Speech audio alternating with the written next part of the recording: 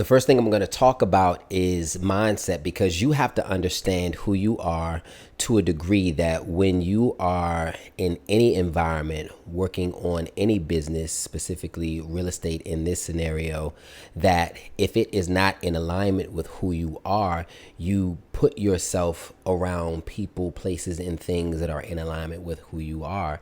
And sometimes we can get lost in any business because we think that we have to stick with what we're doing because it might mean that we're a failure. But honestly, you're really developing an understanding of who you are as you go through every experience.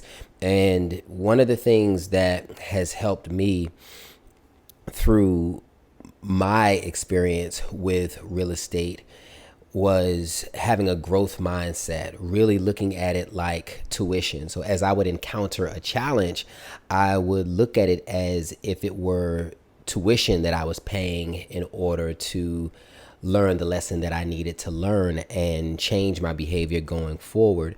And so whether it was a challenge that I experienced in the legal realm that allowed me to learn that I needed to update my leases to include certain provisions, or if it was a relationship that I developed with a contractor who may have not completed a job to the specifications that I needed, or whatever the situation, I had to learn to look at these challenges as lessons. And that served me well over, the course of 17 plus years as a housing provider. But it wasn't until later on in that process and in that time period that I began to learn even more about myself and what is in alignment with who I am and what is not.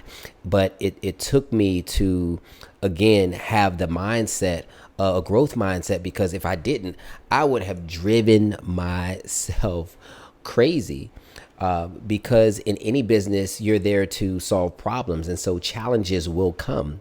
And when people have this perception that they're just going to invest in real estate, take their hands off the wheel, and everything's going to be great, it's really setting themselves up for failure because they aren't prepared when challenges come.